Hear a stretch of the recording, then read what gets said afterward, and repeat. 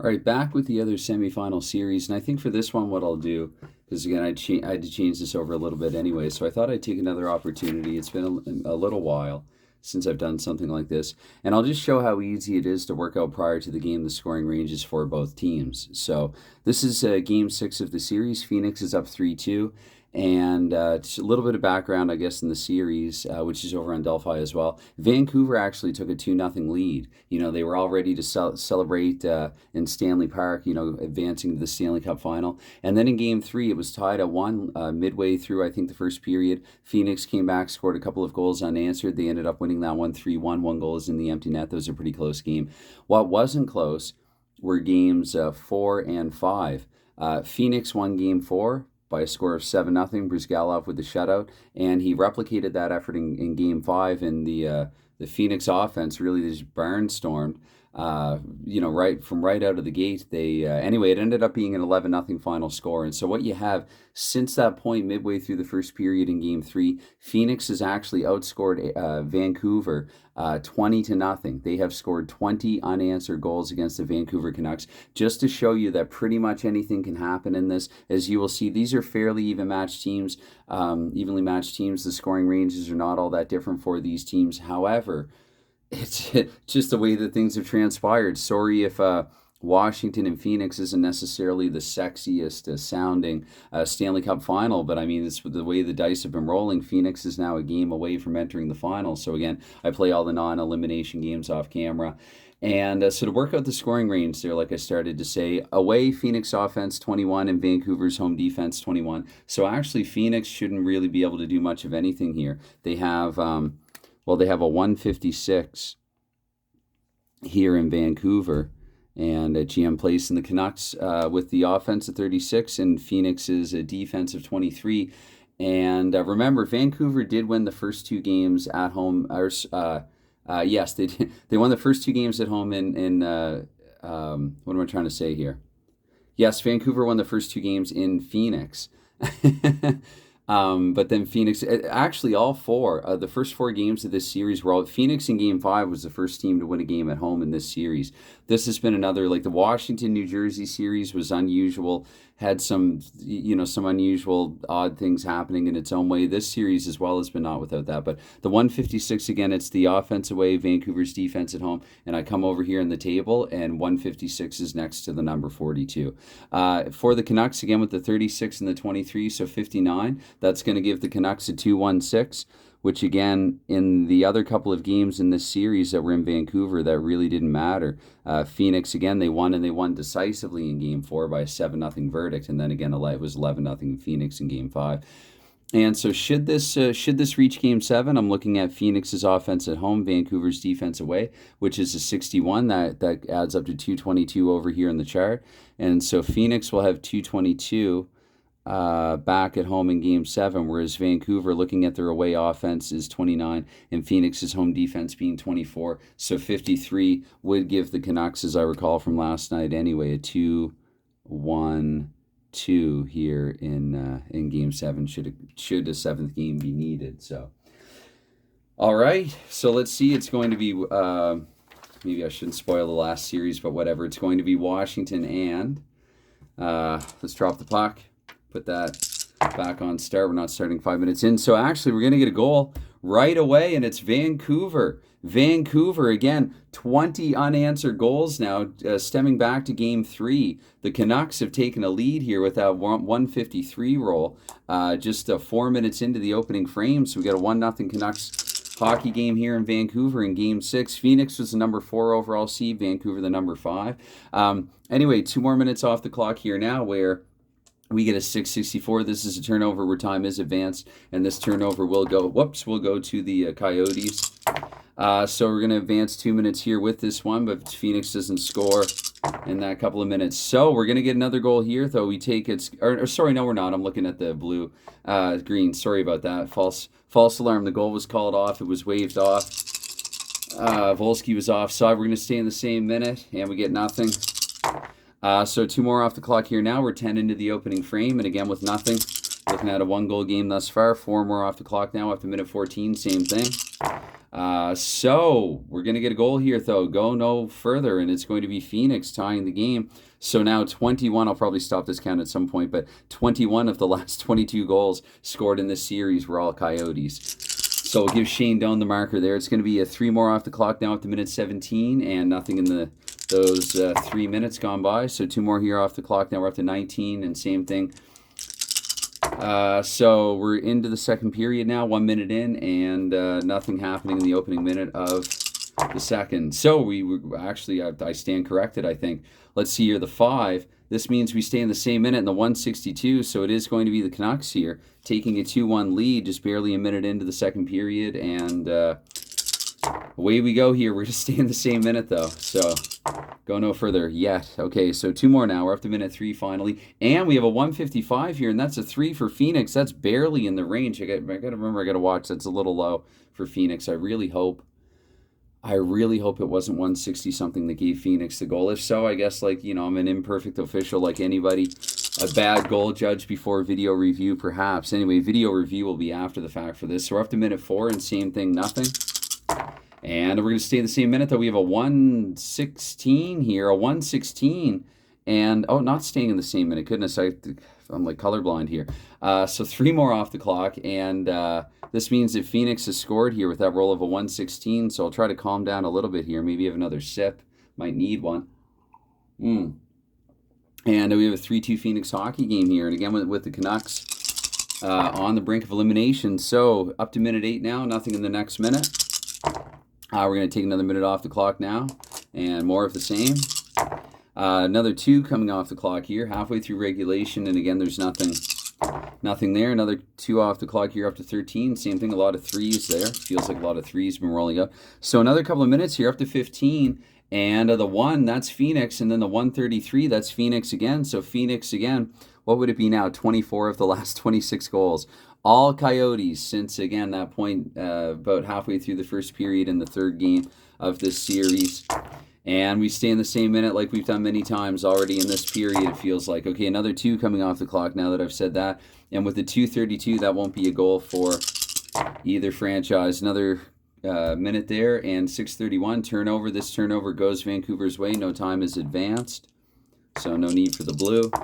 And Vancouver doesn't score. So 4 more coming off the clock now. So we're in period 3, 2 minutes in fact.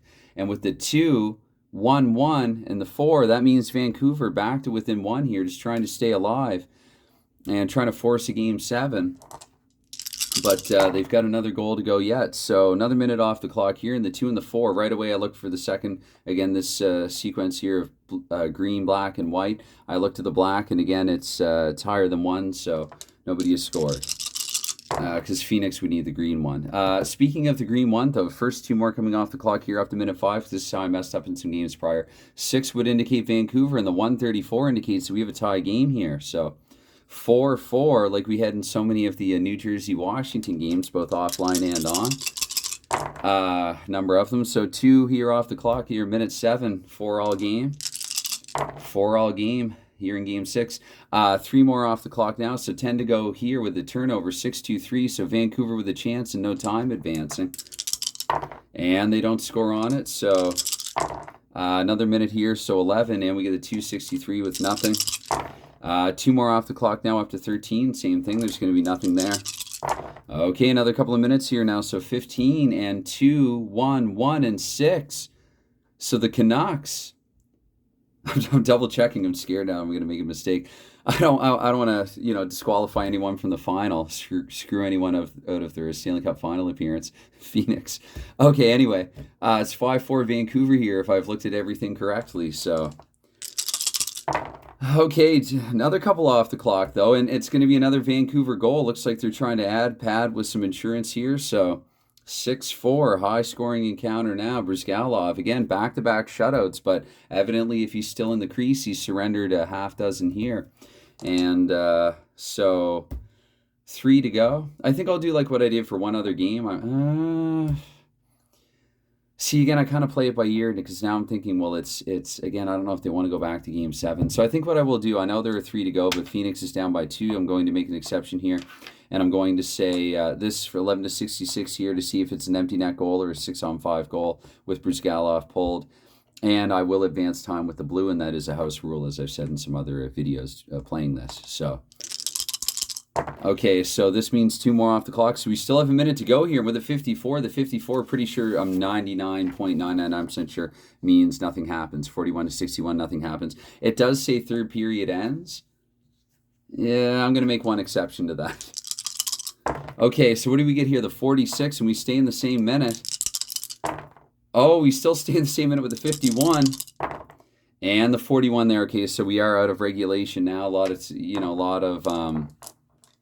what am I trying to say here? Probably a lot of play stoppages there in the final minute or two, as is often the case when the goalie's pulled. You get timeout, and so on. So anyway, it's going to be a game 7. So cannot, I understated the fact, cannot overstate it. But yeah, we have a game 7 here. So Vancouver victorious. Let's see, we're about 11 into this video, and I'll try not to make it too long.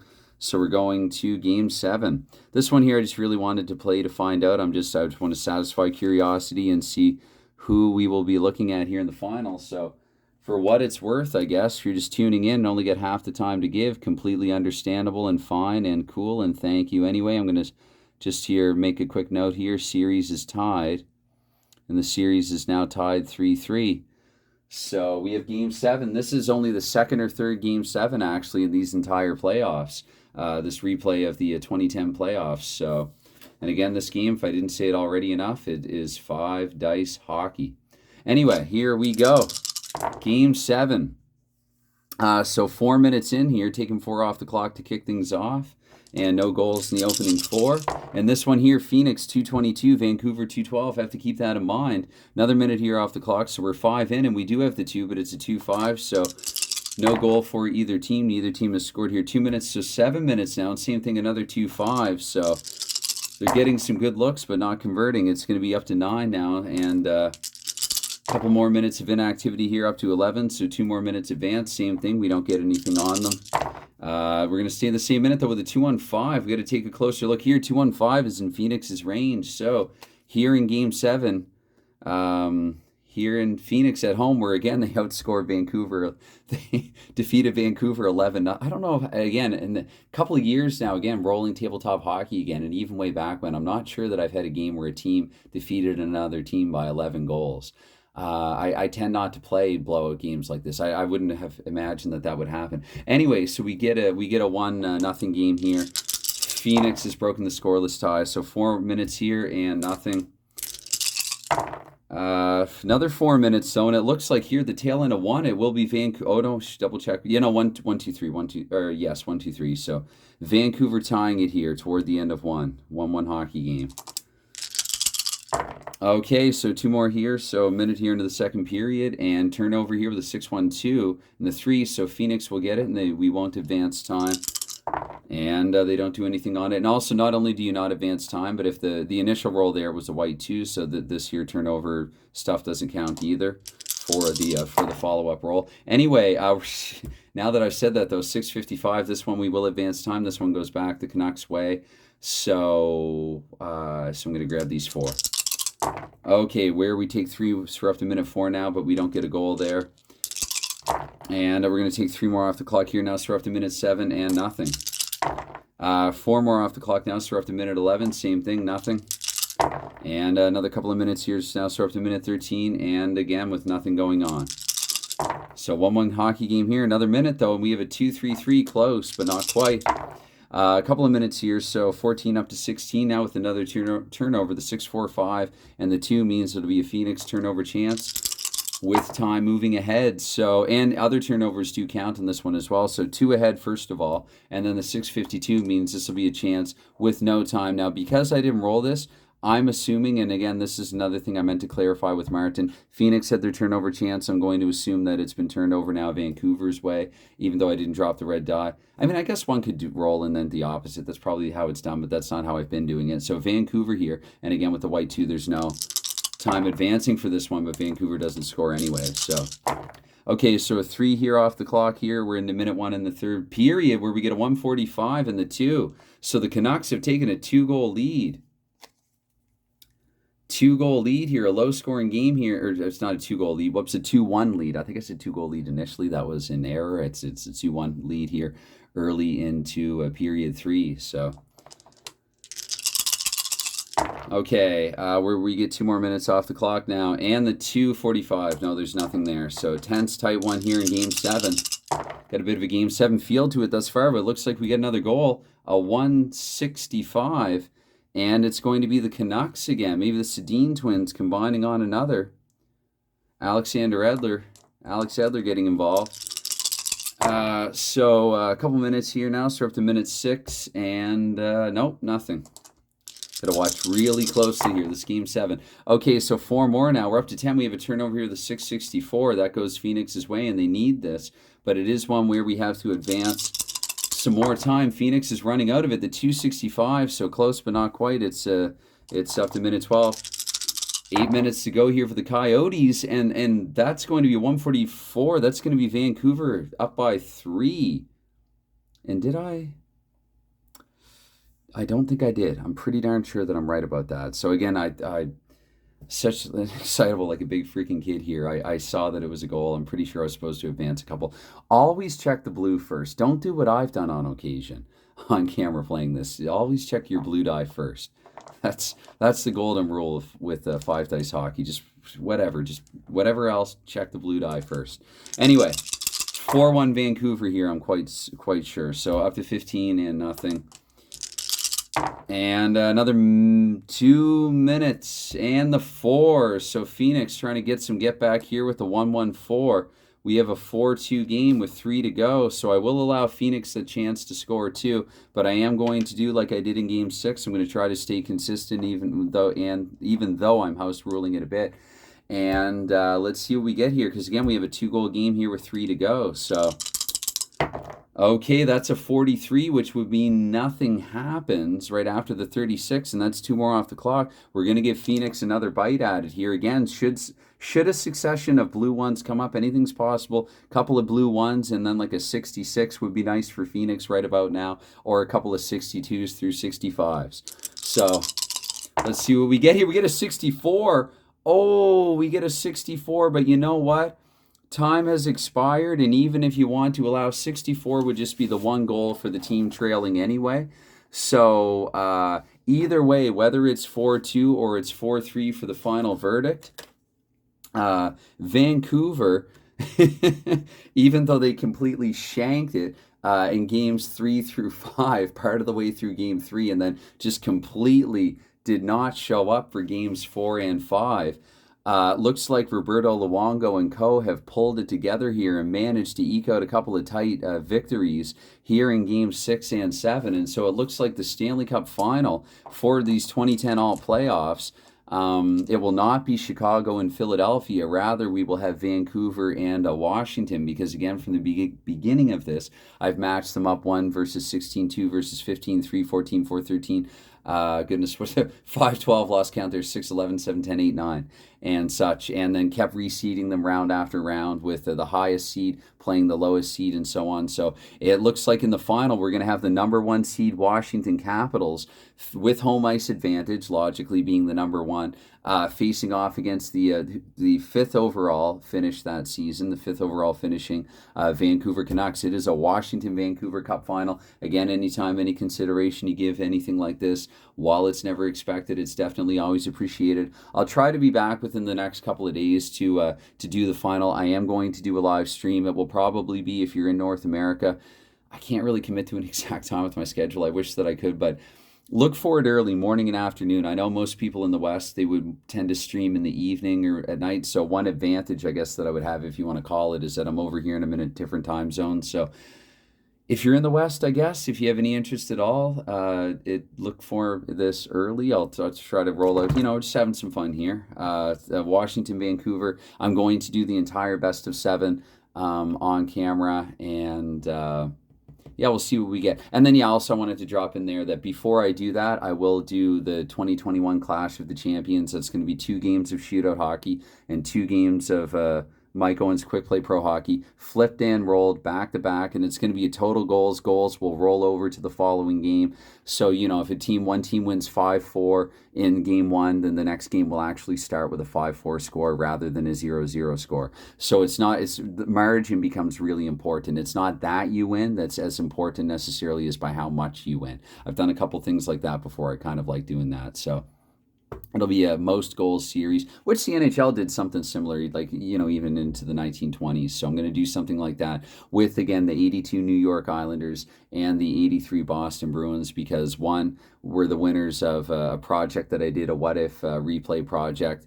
and with Mike Owens Quick Play Pro Hockey, and the others were champions and great teams of the past, the Shootout League. So with shootout hockey, obviously. So anyway, once again, anytime, any considerations, never expected, but it's always appreciated. And cheers, thanks, and bye for now.